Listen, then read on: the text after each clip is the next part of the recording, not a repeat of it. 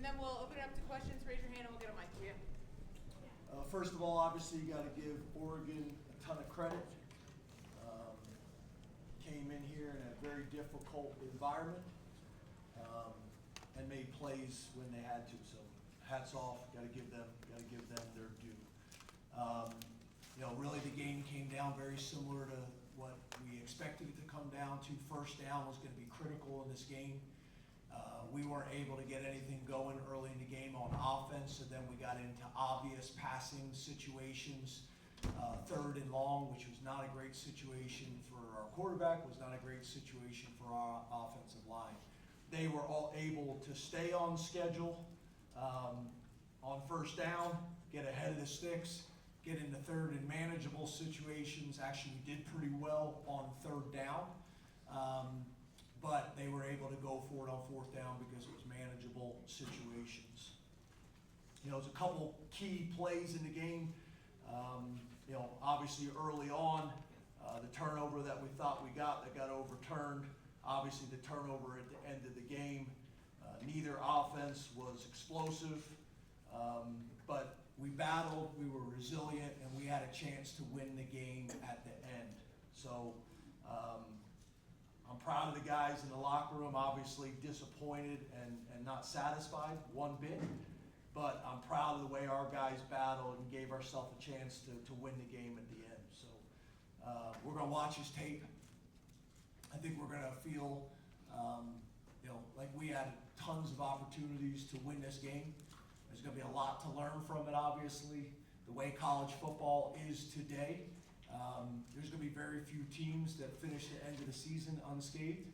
And we got to learn from this. We got to have a great week next week. We got to tune out all the noise, and we got to get better from this and get on a roll for the rest of the season. So, open up the questions. Brendan, then Johnny. James, the frustration of the fans. Do you sense it, and do you get it? I guess I'm asking. Yeah, we have a passionate fan base. 111,000. The environment was awesome. They're passionate. And when we win, there's nothing better. When we lose, there's nothing worse.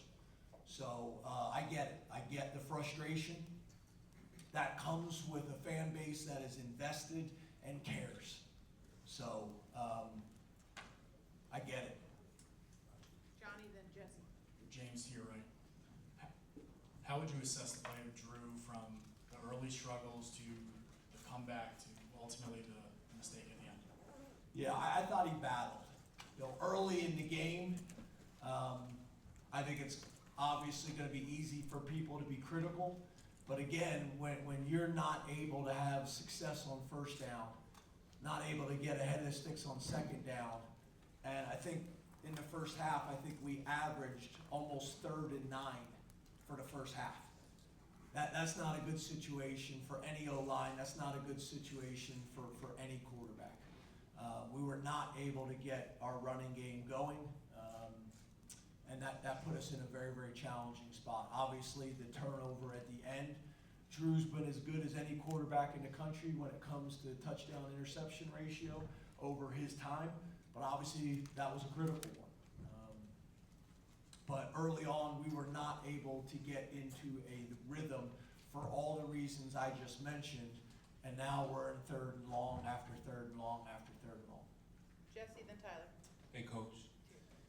After everything that's happened versus ranked teams, how do you personally maintain your belief? Yeah, again, I kind of look at the entire picture. I get that narrative, and it's really not a narrative. It's factual. It's the facts. I get it, but I try to look at the entire picture and what we've been able to do here. But at the end of the day, we got to find a way to win those games. I totally get it, and I take ownership and I take responsibility. At the end of the day, I wanted that for those kids in that locker room. I wanted that for those kids in that locker room. How hard they work, how much they sacrifice, and we had our opportunities. But yeah, I take responsibility. Tyler, then Pickle. Hey James, the last 3 times you've had a top 10 opponent here, it's been a struggle. struggle offensively for much of the game. You found something late in this one, but I think 109 yards for 3 quarters. Is there something you could attribute to that being a consistent shortcoming for your team? Because it feels like the defense often holds up its end of the bargain, but the offense has consistently kind of come up short based on your expectations. Yeah, in the first half, I didn't think we did a great job with the line of scrimmage on really both sides of the ball. Back to the point about first down. We were not able to get ahead of the sticks on offense. We were behind the sticks on defense. You know, obviously, it's a really good team, and we're a really good team, and we got to find ways to win those games. I get it, but you know, your point is we played a really good team today, and we struggled to move the ball effectively on offense, and I think I expressed why.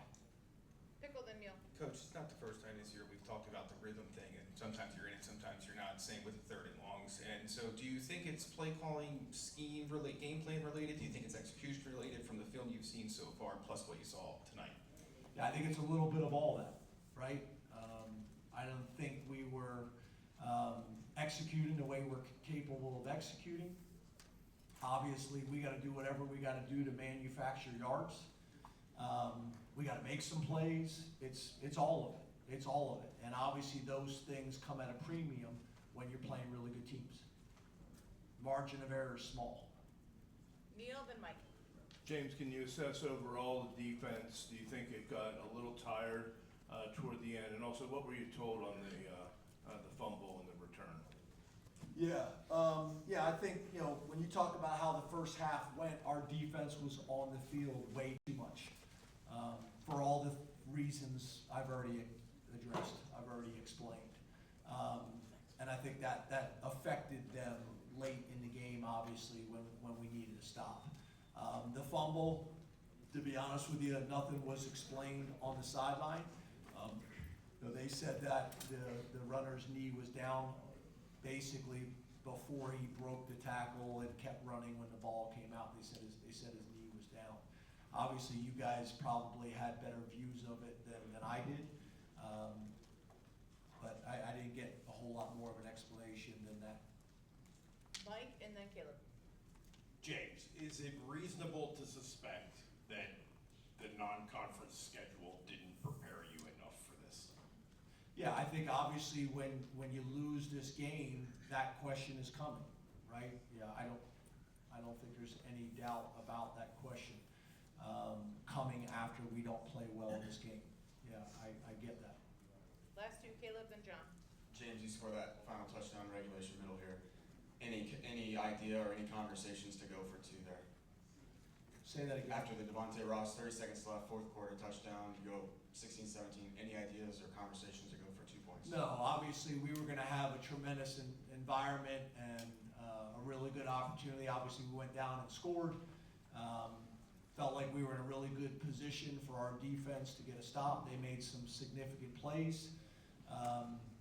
But no, we felt like going to overtime at home, with the crowd advantage that we were going to have would give us the best situation to win. Last question is Sauber. James, I wanted to ask about 2 more in-game decisions. One, the punt earlier in the game, was there any thoughts going for it there? And a lot of coaches will go for 2 on that first touchdown that you scored to make it either a 6 or an 8-point game. Did you consider doing that? Yeah, again, we have the analytics book on the sideline like everybody does. Went through those scenarios. The punt obviously becomes a challenge when you punt it into the end zone. You obviously go in for a short yardage punt or a situation where we call a sky punt, where you're going to pin them deep, and when you decide not to go for it and then you punt it into the end zone, then obviously when you do that, then you should have gone for it. That magnifies the decision that you made. Again, in terms of going for 2, the rhythm of our offense and where we were at that point, we didn't feel like that was the right thing to do. Getting to overtime and being at home and the advantage that we had there, we felt like that was the right play. I think the challenge is late in the game, our defense has been on the field too much, and I think we ran out of gas a little